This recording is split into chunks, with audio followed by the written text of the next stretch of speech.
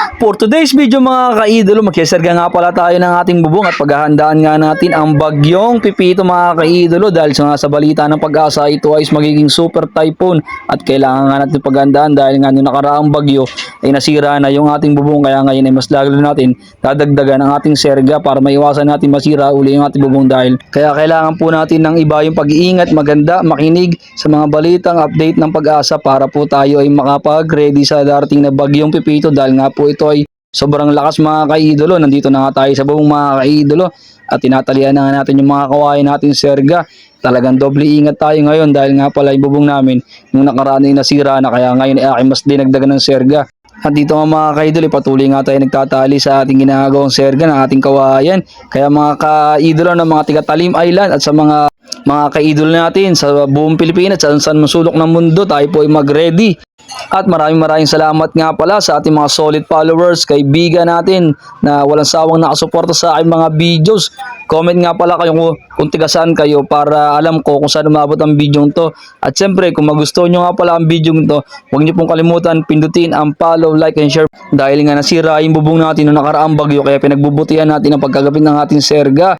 Dahil kailangan nga natin pagbutihan dahil pag nasira uli ang ating bubong ay wala na tayong magiging pamalit at pang-repair nito.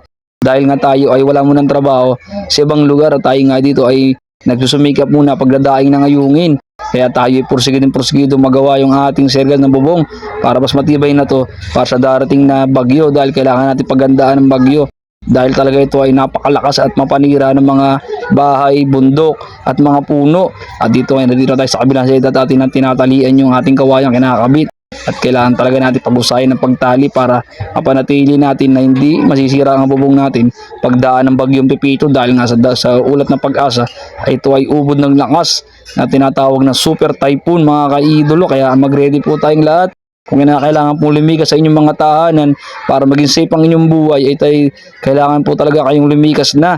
Huwag na po nating antayin ng pagbugso at paglakas ng bagyong Pipito. Todo effort nga pala ako dito mga kaidolo at kung titingnan nyo nga ang panahon ngayon na talaga napakatindi ng sikat ng araw, iisipin mo nga parang walang bagyong Pipitong darating bukas mga kaidolo.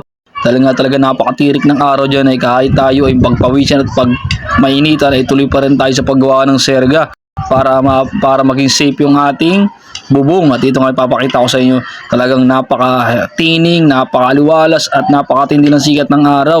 Di mo akalain na may bagyo. Hanggang dito na lang mga kaidolo. Kung magustuhan nyo pala ang video to, huwag nyo pong kalimutan pindutin ang follow, like and share at button na din. Hanggang dito na lang. God bless po sa ating lahat. Ingat po tayo.